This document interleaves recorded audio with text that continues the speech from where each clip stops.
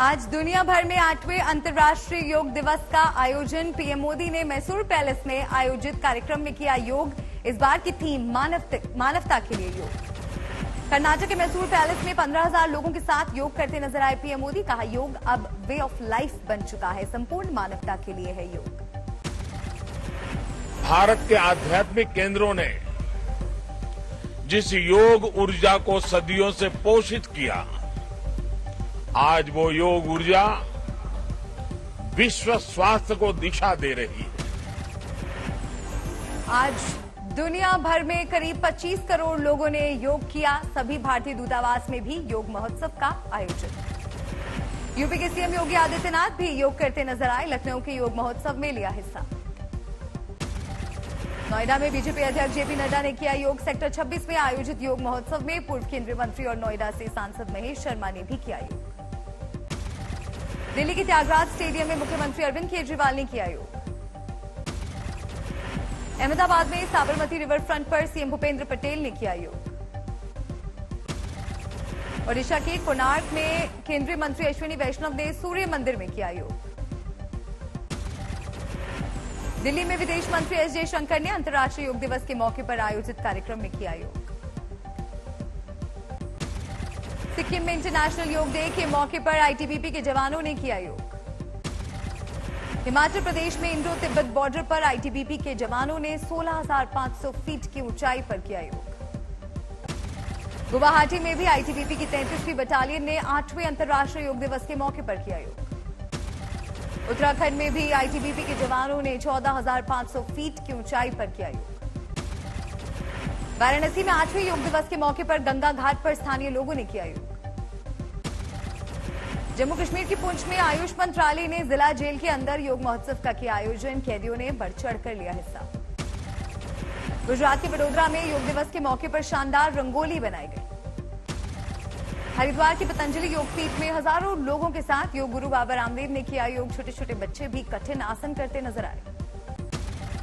गुवाहाटी में कामाख्या देवी मंदिर में योग दिवस पर श्रद्धालुओं ने किया योग।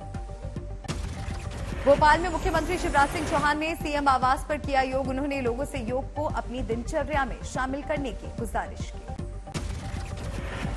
केंद्रीय मंत्री नितिन गडकरी ने नागपुर में किया योग। कस्तूरचंद पार्क में योग महोत्सव पर बड़ी संख्या में जुटे लोग।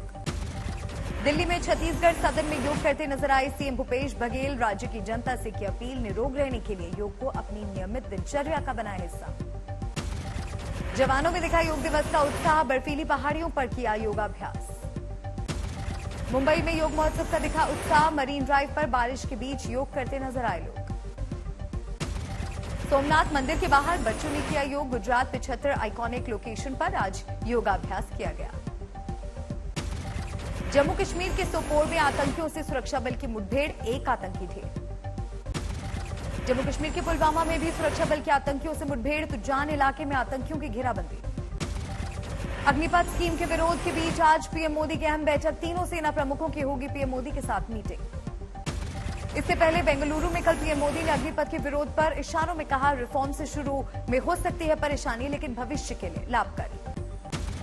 बिहार के मुजफ्फरपुर जिले की कुशी गांव में अग्निपथ स्कीम का समर्थन। फौजियों के गांव के तौर पर मशहूर है कुशी गांव। आज नेशनल हेराल्ड केस में राहुल गांधी से ईडी की पूछताछ का 5वां दिन। सुबह 11 बजे ईडी ऑफिस जाएंगे राहुल गांधी। कल रात करीब 12:30 बजे ईडी ऑफिस से निकले राहुल गांधी। सूत्रों से खबर, राहुल के जवाबों से संतुष्ट नहीं है ईडी। मनी लॉन्ड्रिंग केस में अब तक प्रवर्तन निदेशालय राहुल से करीब 35 घंटे से ज्यादा कर चुका पूछताछ। कांग्रेस का आरोप, मोदी सरकार के इशारे पर राहुल गांधी को परेशान करने के लिए बार बार बुला रही है ईडी। कल कांग्रेस की एक डेलीगेशन ने राहुल से पूछताछ मामले में राष्ट्रपति से भी की थी मुलाकात। जंतर मंतर पर सत्याग्रह कर भी कांग्रेस ने बोला था सरकार पर हमला। बीजेपी ने कांग्रेस की राहुल गांधी को परेशान करने के आरोपों को सिरे से किया खारिज। संबित पात्रा ने कहा, ईडी मनी लॉन्ड्रिंग के सबूतों के आधार पर कर रही है पूछताछ। कांग्रेस अध्यक्ष सोनिया गांधी को 8 दिनों बाद हॉस्पिटल से मिली छुट्टी। 23 जून को नेशनल हेराल्ड केस में ही सोनिया गांधी से ईडी करेगी पूछताछ। आज शिवसेना नेता और महाराष्ट्र के परिवहन मंत्री अनिल परब से भी ईडी करेगी पूछताछ। इससे पहले 15 जून को ईडी के सामने समन के बाद भी नहीं हाजिर हुए थे परब। नोएडा में केंद्रीय मंत्री पीयूष गोयल ने 67वें भारत अंतर्राष्ट्रीय परिधान मेले का किया उद्घाटन। योगी सरकार के काम की जमकर की तारीफ। एमपी के विदिशा में कांग्रेस प्रत्याशी कर रहा हेलमेट पहनकर प्रचार, जान से मारने की मिली थी धमकी। आज राष्ट्रपति पद के उम्मीदवार को लेकर बीजेपी करेगी फाइनल फैसला। शाम 6:45 बजे संसदीय बोर्ड की बैठक में एनडीए कैंडिडेट के नाम पर लगेगी मुहर।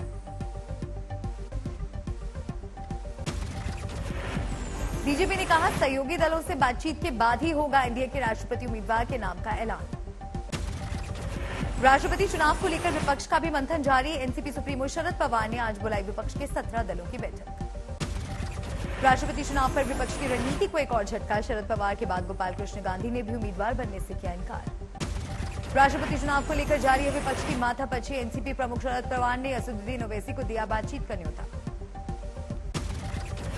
आज यूपी में बुलडोजर एक्शन पर सुप्रीम कोर्ट में होगी अहम सुनवाई। यूपी सरकार बुलडोजर एक्शन मामले में रखेगी अपना पक्ष। जमीयत उलमा-ए हिंद ने की थी बुलडोजर पर रोक लगाने की मांग। यूपी सरकार पर लगाया था बिना कानूनी प्रक्रिया की कार्रवाई और मुसलमानों को टारगेट करने का आरोप। 16 जून को सुप्रीम कोर्ट ने बुलडोजर एक्शन पर तुरंत रोक लगाने से किया था इनकार। यूपी सरकार को दिया था नियमों का पालन करते हुए कार्रवाई का आदेश। रामपुर में समाजवादी पार्टी के विधायक आजम खान ने पैगंबर मोहम्मद पर टिप्पणी मामले पर कहा तौहीन करने वालों से अल्लाह लेगा इंतकाम।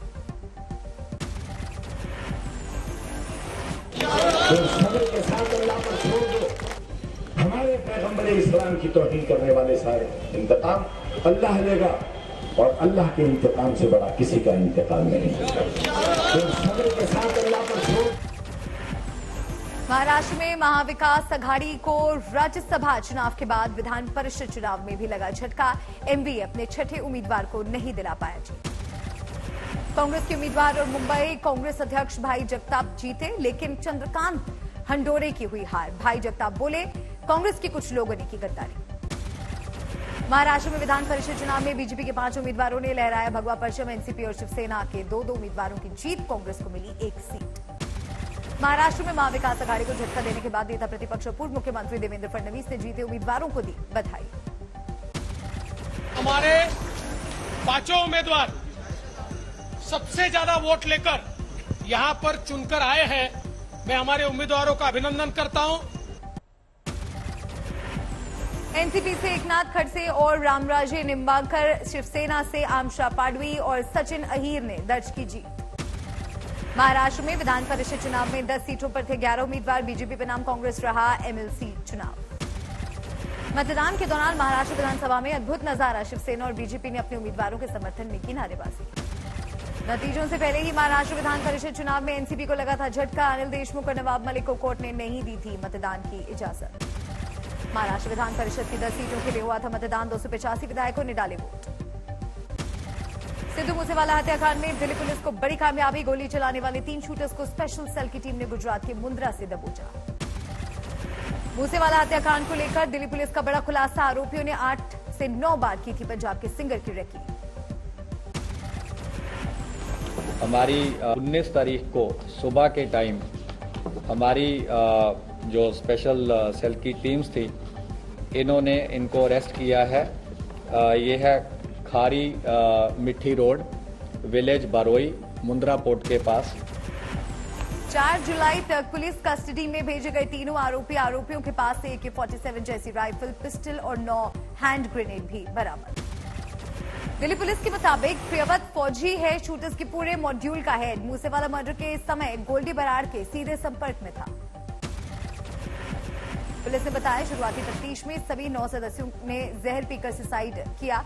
मृतकों में 72 साल की दादी से लेकर 15 साल का पोता। जांच जारी। एमपी के इंदौर में अवैध हथियारों के साथ 7 आरोपी गिरफ्तार। क्राइम ब्रांच ने मारा था छापा। यूपी के चित्रकूट में मामूली विवाद में महिला का सिर कटा, आरोपी गिरफ्तार। बिहार के सीतामढ़ी में 2 गुटों के बीच जमीन विवाद में बीच बचाव करने गए बुजुर्ग की हत्या। यूपी के बाराबंकी में शादी समारोह में सिलेंडर में ब्लास्ट, 12 लोग झुलसे, दुल्हन समेत 7 की हालत नाजुक। गुजरात के जूनागढ़ में आयुर्वेदिक दवा के नाम पर नशीले पदार्थ की बिक्री, पुलिस जब्त करने के बाद नेटवर्क खंगाल रही। कन्नौज में कानपुर आयकर विभाग की टीम ने कलेक्ट्रेट रोड पर डिफेंस कोचिंग पर मारा छापा। हरियाणा के करनाल में कोचिंग संस्थानों की दीवारों पर लिखे दिखे खालिस्तान समर्थक स्लोगन, पुलिस ने शुरू की जांच। एमपी की रायसेन में भोपाल जबलपुर हाईवे पर टायर फटने से कंटेनर में लगी आग। फायर ब्रिगेड ने कड़ी मशक्कत के बाद पाया आग पर काबू। यूपी के फतेहपुर में जिला अस्पताल में खड़ी एम्बुलेंस में लगी आग। एम्बुलेंस में कोरोना मरीजों की जांच के लिए मेडिकल मोबाइल यूनिट लगी थी। जांच शुरू। राजस्थान के धौलपुर में हथियार की नोक पर दलित महिला के साथ जंगल में दुष्कर्म। पहले पति को जबरन पिलाई थी शराब, आरोपी गिरफ्तार।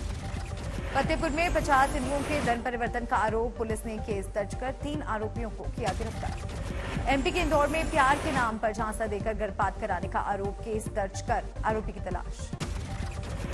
असम में एक रेप के आरोपी की पब्लिक ने की पिटाई। पुलिस ने आरोपी को हॉस्पिटल में कराया भर्ती। असम के बरपेटा में बाढ़ से हाहाकार। खेतों में भरा पानी, लोगों की बड़ी मुश्किलें। उत्तराखंड के चमोली में पिछले 14 घंटे से लगातार बारिश। बद्रीनाथ जाने वाले हाईवे पर लामबगड़ के पास फंसे श्रद्धालु। सिखों के पवित्र तीर्थ स्थल हेमकुंड साहिब में जबरदस्त बर्फबारी। तापमान लुढ़कने से श्रद्धालुओं की बड़ी मुश्किल। उत्तराखंड के बागेश्वर में बदला मौसम का मिजाज। लगातार बारिश की वजह से तापमान में गिरावट। मिर्जापुर में भारी बारिश ने बढ़ाई लोगों की मुसीबत। विंध्याचल में रेलवे अंडरब्रिज के नीचे पानी में डूब गई गाड़ियां।